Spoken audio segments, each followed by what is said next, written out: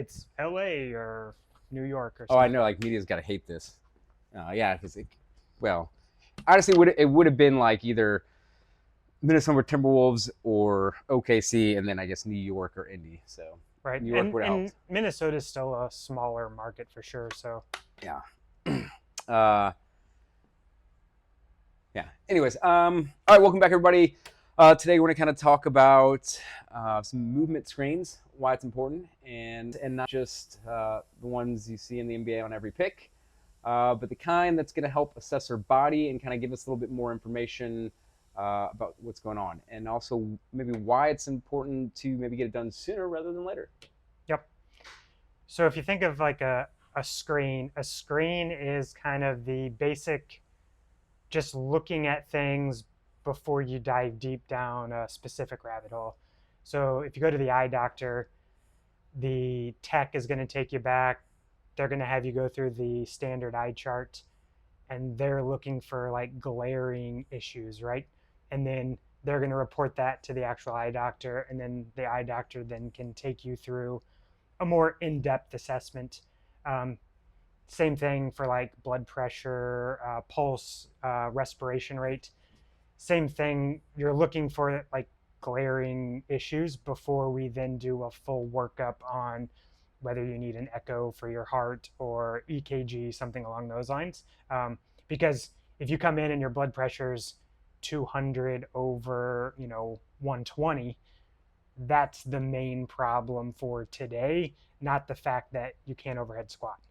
So anyway, Yeah, and there's gonna be different camps for everybody. So you may be the person that's kind of had this lingering issue for a while and you're just kind of ignoring it. mhm, Or you may be the person who feels pretty darn good, who's just maybe not getting the performance you want, or you just yeah. I think there's a type of screen to where we can find whether you either have like a glaring issue or if we're just trying to find your lowest hanging fruits uh, for things of improvement. Either case, I think both are beneficial. right. And we've talked, in several other episodes about plateaus and sticking points, if you will. I think this can be a way to open up some new avenues of training that you might have missed otherwise. Yeah. So yeah, why is it important to get a movement screen? Well, I mean, it's definitely it's kind of goes back to what we talked about before, as far as we're kind of living in a world our bodies aren't really meant to be in, Hmm. and uh, you know, 50, 100 years ago and beyond, like our lifestyles were had so much more movement and day-to-day activity that we uh, just just through daily movements and getting stuff done, we kept better quality tissue. Whereas nowadays we're a lot more sedentary. We're sitting. Most of our jobs involve sitting at a desk, at a Hmm. computer. We go home. We're not really making our own food. We're just yeah preparing food, or yeah, and then yeah, just a lot less movement on a day-to-day basis. So unless we're using it, we're not gonna keep good quality tissue. So we're gonna lose it. Hmm. So uh, I think it's a little bit unreasonable. It's unreasonable for people to think that they can just kind of do whatever they want and not think there's going to be consequences maybe down the road. Correct. I mean, if you're an accountant and you're stuck behind a desk for 8+ hours a day, and then on the weekend you want to rock climb or you want to, go do a half marathon, what you're doing throughout the week isn't really preparing you to do those activities. Classic, weekend warrior mentality. So we need to have these maybe red flags, and not red flags in the sense of, you know, infectious disease, but red flags as like movement red flags, um, to be highlighted so that we don't set ourselves up for injury by doing either too much too soon or, things that we're not really prepared for. Yeah, because uh, all injury is whenever the load exceeds the capacity of the tissue is going to injure. So Just making sure we have good quality tissue, and it's basically for whatever it is you want to do in life, whatever your hobby, whatever it is your sport is. It's probably a good idea to make sure that you have the anatomy to do what it is you want to do in the long term, and that way just kind of help prevent some injuries. Yeah, it's funny because people are surprised when they get injured. And it's like, well, if you look back, the likelihood is there were signs that you ignored, right? Yeah, And so we can see clear indications that there's maybe some things that need to change, but either you're unwilling to change or you're stubborn and you just kind of want to keep doing what you're doing. yeah. Like if you're sitting at a desk all day, and you think you're just going to be a power lifter, 6 hours a week, and you spend 40 hours a week in this position, Right. and you think about trying to go into a max effort bench press, and you're now asking the head of your shoulder to go completely Correct. forward Yeah. and support that when you spend all day here. Yeah, you're probably going to run into some issues later. Yeah, and this kind of comes down to the idea of prerequisites, right? So we could take any movement that you do in the gym, any activity that you do outside of the gym, and we can create kind of a hierarchy of what are the joint positions that everyone needs to be able to do that with the least amount of injury risk. And and it doesn't mean that you still can't do these activities, but really what we're looking for with the movement screen is, are we expecting success or are we expecting potential issues, right? Yeah. So if you're going through the movement screen and you feel like you're able to meet these prerequisites, the likelihood for success is pretty good. But if we're seeing some of these sticking points or places where you could move better, you can still perform the activity task, but it just means that there's a little bit of a higher risk for later events that could be catastrophic to your success. Yeah. Um, yeah. So, like, why would you say why is it important to do it now versus later when like injury comes? Yeah, obviously, you don't want to get injured, but uh, even if you're not currently in pain, like I said, it might be a good idea for people to kind of get it checked out earlier, just because it's kind of like uh, the way I look at it is it's kind of like setting up for retirement in the sense that you want to invest early, so that way it's kind of it'll compound in later. So if you have just small movement deficiencies now, you throw that over the course of a couple decades of working out, you're only gonna continue down those movement imbalances, and they're just going to continue to get worse until it eventually does reach the point to where the load is greater than the capacity, and that tissue injures. Mm-hmm. Yeah. So the issue, why would you start sooner rather than later? We want to prevent that catastrophic injury where we tear a tissue or the joint becomes so compromised that we're now seeing joint replacements in 40-year-olds. Like, that shouldn't happen. Yeah. But it is happening. So we're trying to avoid that for sure. But like those little things that may not seem important, we're not trying to medicalize something that is inconsequential. But at the same time, if we can make some of those little refinements much earlier on, you can get back to doing the desired activity rather than spending a lot of time doing all these correctives or things that you really don't want to be doing. So it shortens the time frame at which you need to be doing some of these other things, and it allows you to continue doing the activity that you would prefer to be doing. Yeah, that also makes me think it's even on the kind of other end, like more on the performance side, uh, figuring out kind of where your like lowest hanging fruit and where your deficiencies are. It's going to allow you to,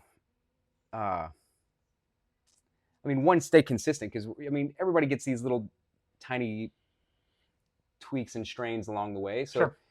we can mitigate injury. We can keep you more consistent. You'll see more growth because you'll have less setbacks. Hmm. Uh, but then also, as we mentioned before, it's like knowing where you're deficient at is you can essentially tap into untrained tissue Yep. uh,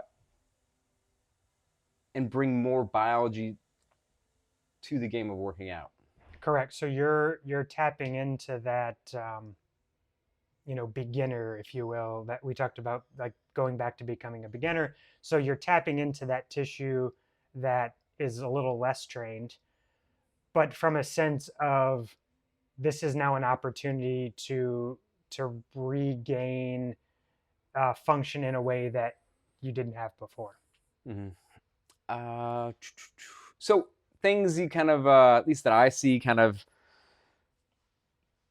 maybe good. So maybe bring some examples in here. So things I Hmm. kind of see like on a regular basis. Um, like, so a good example I think would be like overhead shoulder flexion. Sure. A lot of people today don't have 180 degrees of shoulder flexion. Right. So how do they end up faking it? So how do they get that weight overhead if they don't have a full 180 degrees? It comes at a compensation. Where's Hmm. the most common compensation in overhead shoulder flexion? It's going to be the lumbar spine or the thoracolumbar junction, kind of where the thoracic spine meets the lumbar spine, kind of bottom of the rib cage, if you will. Like that area, they're going to just crank into extension to try to get their arms into the position that their brain expects to be in. Yeah, and it's almost worse. It's like those people who typically lack that shoulder flexions are typically going to be more of your desk jockeys. You're going to see them here. So what's also going to come along with that is then going to be, geez, I mean, it's not just uh, lack of shoulder range of motion, but I mean, you're going to be spent more time essentially hunched over. So we then also see a lack of thoracic extension. So you're going to be typically be a little bit more locked up there. So you're going to be essentially, you're not going to be free to move about or segment throughout the entire length of the spine. So Hmm. you're going to be more hypermobile in some areas, and that like that TL junction, Hmm. and less mobile, like in that thoracic area. So now, when you're going through exercise and you're going through movement, now all of that movement is going to be kind of forced and funneled into that lumbar spine, that TL junction. So Hmm. that's essentially going to get over. So one of the big things we see is just like that a lot of end up low back pain. Hmm. Uh, yeah. So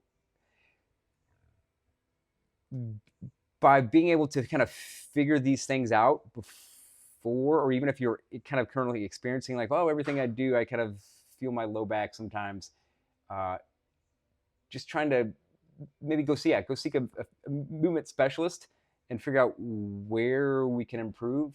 Uh, One, it'll help us prevent from reaching that breaking point, Hmm. but then also just kind of set us up for longer term success and just kind of keep us being able to do what it is we want to do. Sure. Yeah, I was actually working with a patient earlier today, and they have this exact problem. So their right hip doesn't move as well as their left hip, and the right side is where they have their issue as far as like the extension based back pain. So they like to be, or they like to jog, they like to run, and basically every time the right foot hits the ground, because the hip doesn't have the ability to extend. I know we're talking about shoulder, but Yeah. same thing, but for the lower body. Because the hip doesn't have the ability to extend, they crank into lumbar extension as they propel themselves forward. Um, and it basically led them to not being able to run because every time they went out to go run, back pain. And so it's been a cascade of events and things have now gotten, so much better. But that was the initial reason why they came in to see me, was based on whenever I go out and run, I have back pain. Um, they didn't really know why, but we highlighted the fact that the right hip kind of became, Yeah, that's the another issue. thing that kind of, I could say, grinds my gears.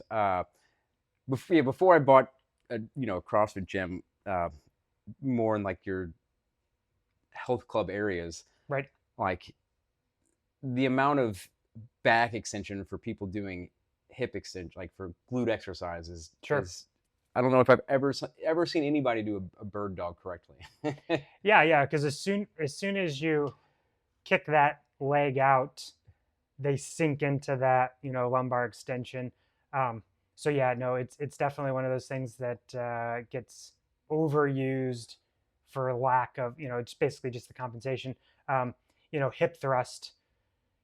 It's interesting because there's been a lot of EMG activity done on that particular exercise and movement, and so it has super high amounts of EMG activity, which from like a research point of view would mean it's a good exercise to recruit for hypertrophy, if you will.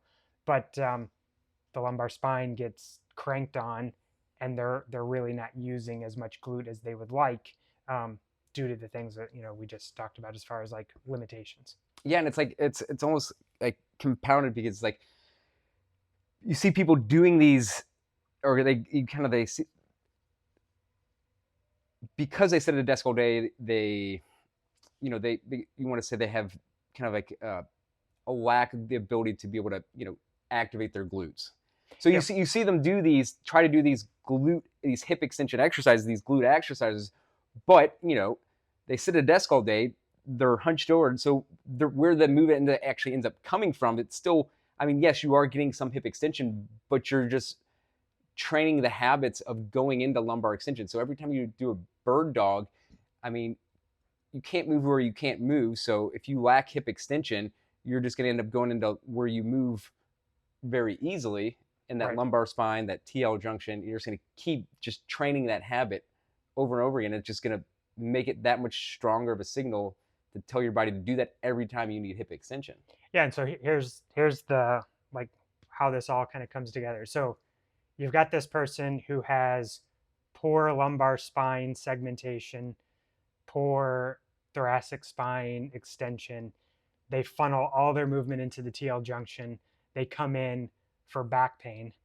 What's the most commonly given out exercise for back pain? The bird dog. So if you go into an average practitioner, um, they're going to prescribe bird dogs, or they might even prescribe lumbar extension exercises. And this is the exact thing that they continue to go into time and time again. And it's just feeding into the problem. And so we wonder why it's not really helping. It's like because it's feeding into the exact reason why they have back pain in the first place. Yeah, and this kind of goes into the whole idea of like we need to be able to almost kind of go back to more isolations. Like if you can't go into hip extension without taking out the compensations, you're just Mm-hmm. going to always kind of end up defaulting to that because that's just the way your neural pathways is driving you to.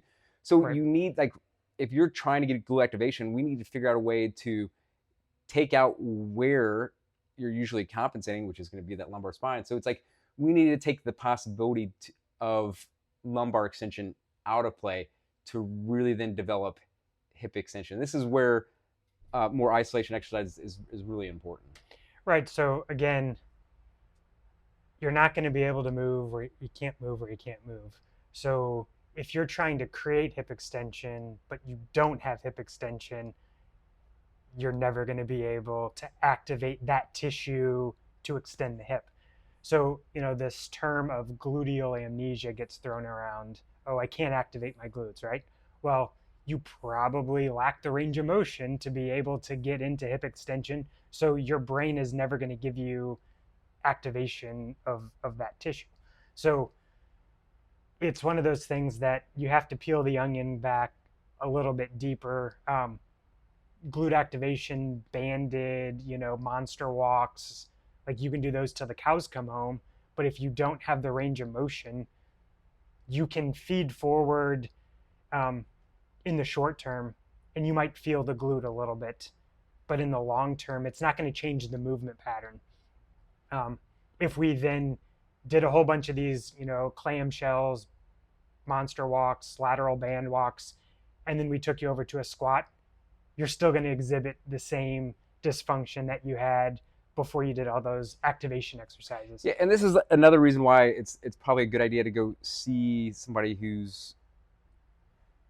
can really tell you a little bit more about your range of motion and your movement patterns. Just because these videos that you see, online, I mean, usually are going to be from these influencers are going to be people who are already typically better movers. Correct. So they can move where they can move, but just because you see them do it doesn't mean it's right for you, because it's probably going to end up to the fact that you're still end up compensating in other areas that you're trying to actually improve. It's like we have this like the saying, it's the victims who cry out, not the criminals. Mm-hmm, mm-hmm. So yeah, if you can't move in a certain area, you're just going to keep compensating in areas that you don't want it to. That's probably what's screaming right now, that you like, because your low back hurts because you probably don't have pretty good hip extension. Right. So yeah, getting more information about your body just kind of can only help you up, set you up for success in the long term and in the short term.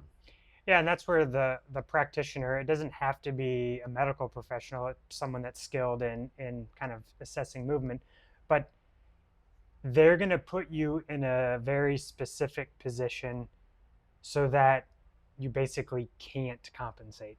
Well, they should. Correct. But I'm saying, like, you're not going to get that on Instagram. You're not going to get that like watching a YouTube video, because you're not going to get the nuance of how, like, the behind the scenes, if you will. Yeah. And so you can mimic the video as much as possible, but if you can't move in that particular area, you're just, again, like you said, creating that compensation.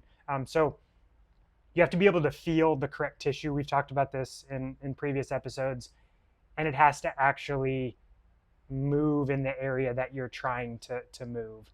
So the form and function kind of have to be blended together. So yeah, together. not just doing the exercise which you heard is going to help you get glute activation, improve internal shoulder rotation, but going off of feel and actually make sure you're feeling it in the areas that you're supposed to be feeling. Yeah, I don't know how many people I've seen who come in with a shoulder problem. They've been online and the sleeper stretch, right? Yeah, that position is important. There's a lot of benefit, but whenever I ask them, so where do you feel this? They always will say, like, the exact place that I don't want them to feel it, right? Yeah. So we're trying to, find some stretch in that posterior part of the capsule. We want to feel something on the backside, and they're telling me that they feel a pinch. It's painful. They might feel bicep. They might feel front of the shoulder. Yeah. They're going to be jammed. It's like all the things, and they're like, well, I've been doing this for 6 months, and I don't know why I'm not getting better. Even though you're quote unquote doing the right thing, or in the family of things that should be what would be considered correct, the way in which they're executing it just isn't setting them up for success. Yeah, it all goes back to like just bringing more intentionality to our movements, and it's something that's really not kind of taught in society when we're growing up, as far as, so if you don't have that ability, yeah, you may think you do, but it's all bring an extra set of eyes, somebody who can kind of put you through a screening process. Yep. And kind of help steer you to making sure you're using the right stuff. I think, yeah, it's. And I think the one thing that needs to be said, so you can watch people in the gym and you can nitpick till the cows come home. That's all I do is I see people snatching, cleaning. I'm like, Exactly. Yeah. But then you have to say what's relevant. And so we can then come up with, a hierarchy of like, okay, what's important today? What's going to make meaningful change? And then does this correlate to your goals? And so we might look at the big toe and be like, yeah, the big toe needs some work, but is that going to be the lowest hanging fruit for what we're trying to achieve? Maybe, maybe not. You could argue that anything is relevant depending on the situation, but again, you can nitpick too much. But at the same time, sometimes we need to be nitpicky to actually get to the level of detail that's going to make a difference. Because again, you can find all these exercises online, but it's the context in which they're important which drives the benefit, right? Yeah, and then just yeah, it kind of goes back to that whole that victims that cry out. Uh, Maybe because you heard something online that says, "Oh, I had a low back issue, and these exercises Mm-hmm. help fix Right. my back." Yeah.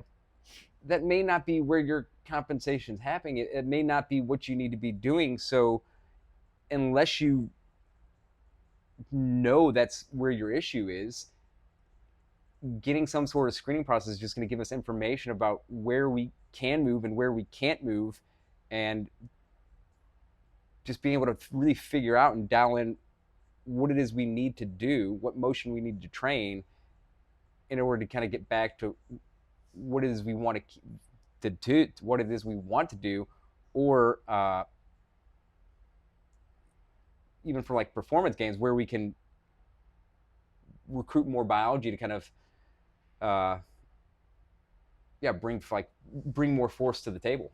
Sure. Yeah. If someone comes in with low back pain, I could see 10 people in a row and the diagnosis could be the exact same. But each one of them, they're all individuals, they're all going to respond differently. So they're going to have a different movement screen, if you will, or a different assessment. Um, Again, they could come in and they could say, I have right low back pain, and they could point to the exact same spot. We could do an MRI. We could, it could look very similar, but each person is going to walk away with their own recipe for their particular biology, their particular anatomy. Um, Yeah, and so this can actually make me think of something. So I had a coach who on their Olympic lifts, like, and you may see videos like that kind of help correct certain faults. Like in Olympic lifts, like sometimes we see people moving forward in their third pull whenever they're trying to pull underneath the barbell. You'll see kind of like a hop forward. I mean, there's a lot of your weight may be too far forward, your weight may be too far back. Talking to the coach, I originally thought it was kind of like a lack of hip extension. sure. So Okay. they couldn't get their shoulders on the backside of the barbell. So when they're trying to bring it back up, the bar was kind of getting out in front of them. But then, having just watched kind of a few more times, I then maybe thought to myself, well, let's look at the shoulders. Mm-hmm. So not having the ability of internal shoulder rotation Right. is going to keep that bar further out in front of you, and it's going to make more that sloping, that arcing bar path. And so what it kind of came down to, but is she lacked internal rotation, and it's also the specifics of internal rotation. So a lot of times, you may go see a PT or other movement specialist, but this is where the specifics really matter. It's you may be doing internal rotation, but it's going to be specific internal rotation and shoulder abduction. Right. Sometimes, like, you'll see people going through PT exercises for, we'll just go back to the internal rotation, but it's just like a generic, you know, putting a little dumbbell going up and down. Well, one, that might not be the specific range of motion, that angle that you need internal rotation, and then also, I mean, that's not even really addressing then like connective tissue or Mm-hmm. improving joint space. I mean, if you're constantly just kind of moving, you're really just going after the red tissue. Right. So I mean, specifics matter, and finding somebody who can do a good quality screen matters. Yeah. And so, kind of getting back to your point, so the lack of hip extension that you were seeing on the video was really the symptom, not the true. Well, don't get me wrong. The coach definitely lacked hip extension. Yeah, but hear me out. So, because they couldn't get into shoulder flexion, the body wasn't allowed to get into that hip extension. Like it's the couple of the movement, right? So the bar needed to move into a certain spot so that the hips could move in. So Yes. if they couldn't get their arms into the spot that they needed to, their brain is not going to allow their hips to move forward, or they're going to put themselves in an even more compromised position. Yes. So they're going to keep the bar out in front of them so they don't have a catastrophic, failure of not being able to stabilize. Um, Yeah, and then you see then another compensation there. Just we'll just take people who lack internal rotation in Olympic lifts, especially more snatches, anything. I mean, you're probably going to see, because you get this arcing bar pass. So what do they end up doing to correct more lumbar extension to and really drive it, yeah, to keep a straighter bar path? correct. Yeah. So then getting back to the range of motion specifics. So if you open up your anatomy book or you open up some sort of, like what the joint can do, if you will, most look at range of motion in a very linear fashion. So whenever you think of shoulder flexion, the anatomy book is going to draw it, very linear, right? But really, movement is more in zone. So this is shoulder flexion, this is flexion, this is flexion, this is flexion, until we get into the abduction zone. So the movement is very specific to what the goal is. So you might have good shoulder flexion in one zone.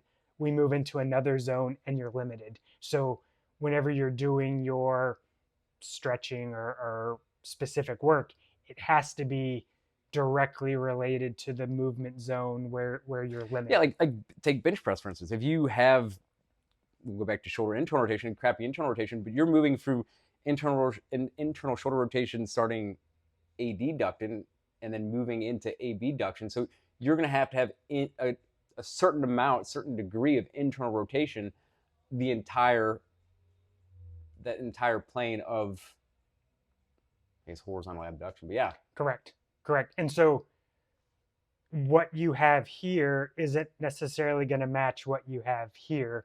And so we have to make sure that it's where it needs to be throughout the entire range. yeah. Okay, so we kind of talked about some issues and why it's kind of like maybe important to get screens, whether you're already experiencing some pain or you're looking for more just improvements in performance. Maybe different types of screenings. I know there's several different systems out there. We've got FRA. Both of us are very familiar with that, functional range assessment. Correct. We got functional movement screen. You got the dynamic neuromuscular stabilization. Yeah. And that's more on the rehab side of things, but they have their own set of screening and assessment. The medical kind of side of FMS is the SFMA, so the selective functional movement assessment. So that kind of takes the FMS and breaks it down even further. You have the Y balance test. So that's looking at, side to side asymmetries in both the upper extremities and lower extremities. I mean, there's a lot of different systems out there. Going back to something you said earlier, I think one of the big things that is important to be kind of said here is, like, we're looking at the longevity of being able to do whatever you want to do for your lifespan. Um, there are certain things that might skew to younger people, but being healthy is kind of this long-term, philosophy, if you will. So we don't want to burn too much in an area and then at the expense of long-term health. If you want to be the best at your sport, there's going to be a cost, but we don't necessarily want to overly specialize at the expense of maybe some long-term, consequences, if you will. Yeah. Yeah, I think no matter what type of screening process you kind of go through, just getting more information about how your body works and where it doesn't work, for that matter. I mean, it's only going to be beneficial for the present, and then also kind of just the long term of whatever it is we want to do. Yeah, Yeah. the interesting thing with like all these assessments, so they all kind of have their place. So like just say you started with FMS, and you did the FMS and you found that your shoulder mobility was limited, the FMS isn't necessarily going to tell you what to do. It's just going to say you've got a problem, right? And then it's really up to the practitioner to say, okay, well, we need to dig deeper. So then you could start with FMS. You could then do, say, an FRA and really go down to the specific joint ranges of motion of why the shoulder, why the scapula, the shoulder blade, um, how those are all interacting. We can look at, the passive to active ratios, um, and really dig into the specifics. Then we could go, okay, after we've improved range of motion, we could then layer in, so we could go to DNS, and then we could say, well, how is the body stabilizing in these particulars? Like, so just because you got one assessment doesn't mean it's going to see everything. Yeah. I think having this layered approach, really, and not everyone's going to be able to kind of tie this all together, but having someone that is going to be able to kind of look at things from multiple perspectives allows for just a more comprehensive evaluation of the entire system as a whole. Yeah, and like it's kind of like you even like completely putting movement aside, it's like you can't train your way out of a bad diet. You may have to go see a like you may not be getting results. So one other area that may be worth looking at is your nutrition, and then also the biggest one, something not to sleep on, is your sleep. Right. So go back and listen to either the previous episode, or I don't know exactly how they're going to come out in the sequence of things, Yeah. but we have an episode on sleep. But if you're not sleeping well, you're not going to recover well. And so maybe the nervous system is just in this heightened sympathetic state. And so the reason why you lack certain ranges of motion could be the nervous system trying to protect you from doing too much or moving into ranges of motion that you really don't have the business of going into. And so that's going to limit progress. So if we look at, the sleep screen and how we're sleeping and how we're recovering, those are things that might be tied into why the movement screen is lacking, or the joints aren't really moving in the way that we would like them to. Yeah, I feel like if people seeking, I feel like unless you're injured, I feel like people are more likely to go seek out a nutritionist than maybe going through like a movement screen and figuring out why they're not getting the results are. I think both are definitely important, but yeah, Well, I think with the movement aspect, there's a lot of do it yourself. I'm just going to kind of like figure it out on my own. But most people can't really coach themselves. Having that, like you said earlier, that second set of eyes to be able to assess kind of from that outside looking in. Yes, you can film yourself. Yes, you can kind of use some other approaches, but having that expert set of eyes. Um, so the other thing you don't want is you don't want to go down a rabbit hole that wastes your time. So having the professional to be able to say, these are the lowest hanging fruit, if you will. Yes, we've got this other list of things that we can address maybe down the road, but your priority should be this, and you name it, whatever, whenever it winds up being. But that way, you're going to be more efficient in how you spend your either time outside of the gym or even your warm up before you go do the workout that you want to do. yeah. Yeah, sooner is always better than later. I mean, yeah, you're probably gonna have to fork over some upfront costs, but I mean, like it goes back to what we're saying, like you're either pay for it now or things are just going to compound over time, and you're just going to end up paying for it later. And it's just like you got to kind of weigh is worth a little, maybe money up front right now, or is it, or am I rather just going to be in pain or discomfort or have an injured tissue and then have to have surgery later? Yeah, so there's a lot of people that say, "Oh, I don't have time to do these rehab exercises."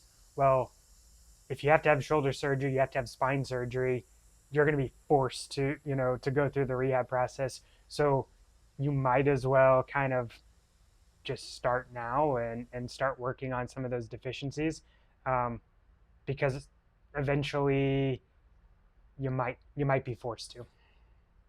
Yeah. Lost my train of thought.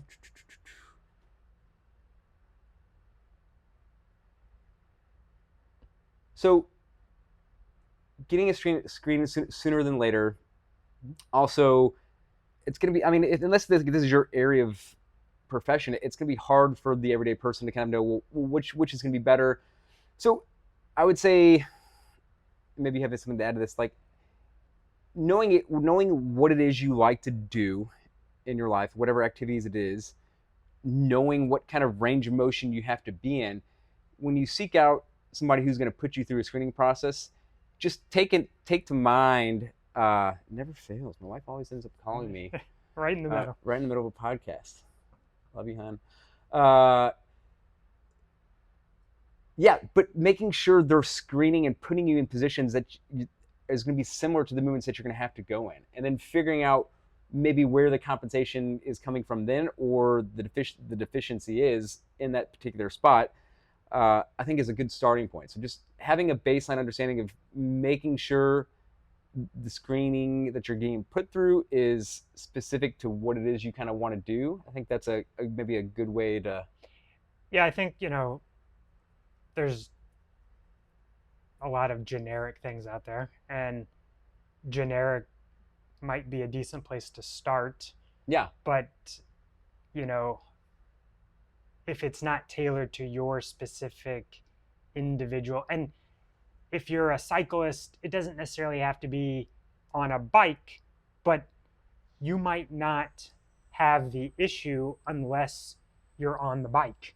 So having the ability to look at what's your spine position whenever you get into that deep crouch, if you're a cyclist, maybe you're not able to get into that position because of a hip issue, because of the spine segmentation issue. So a typical movement screen might not catch some of that. So I'm not saying that that's where you start, but if you're still having problems and it's not quite being addressed, we might have to, dig deeper into your very specific movement patterns or movement positions that mimic the position of where you're feeling the discomfort, or you're not able to produce the force that you need to be successful. Yeah. Anything else on screens? I think tying it back into that whole like longevity and sooner rather than later, I think is important, because a lot of this stuff probably will get dismissed as like, oh, it's unnecessary. I'm just gonna like there's a whole aspect of Yeah, but it's. I mean, it's. Sorry, but it is irresponsible to think that you can just do whatever it is you want to do when we live like our bodies like yeah it goes back to this, we buy our food at a grocery store, uh, we binge watch Netflix, and then we expect to be able to go throw 200 pounds overhead and not have any consequences because of that. If your body's going to adapt to specifically to what it does all day. So if you're sitting all day, you probably should get some sort of movement screen just because your body's not going to move as well as you probably think it does. right. No, I'm just thinking of all of these evidence-based practitioners who really crap on the idea of movement screening because there's no randomized clinical trials that prove that it's important. And so they're going to basically say, oh, there's no specific evidence of why you should be doing this. Just go get strong. There's a whole section of the internet that they're going to pull up 5 different research articles saying that there's no difference, or we don't have any evidence to support any of this stuff. And while that is true, what you just said is just as true, that we can't quite study the nature of how people live their lives on a day-to-day basis. So having a randomized controlled clinical trial that tells us what to do is not, it's not feasible. Yeah, you can never have a double-blind placebo randomized gold standard study when it comes to boom, because there's so much nuance when Yeah, it comes to there's, individuals. and Like, you then can't. There's no way to possibly account for all the different variables, right, no matter how much you try to remove. Yeah, and then you can get into the whole idea that cause and effect. That's a separate idea, but cause and effect, like we're not. It's probabilities. So it's not the fact that this causes this, but if you don't have shoulder flexion and you want to go do snatch, whatever, some overhead movement, the probability of you now having a back problem or a shoulder problem or some other problem, you're putting yourself at a higher likelihood of potential risk as if someone had all those ranges of motion to be able to do. It comes down to those prerequisites that we talked about earlier. yeah. It's like getting a screen early is gonna kind of like give you a long-term, a better maybe long-term prediction of when the mathematical formula of injury is not going to be in your favor. It's like it may not happen, tomorrow, it may not happen the next day, but like a month down the road, like just keep living the life you are and doing the things you're doing. We're just trying to stack the deck a little bit more in your favor by getting you to go through a screen. Yeah, and I mean, just getting back to the like, so say you hurt your back deadlifting. Again, there's this whole notion of, well, just slowly work your way to getting back to doing it, right? Just it's graded exposure. You just have to build up tolerance. But if you hurt your back because your L5S1 doesn't have the ability to segment, but that's where all the force gets funneled.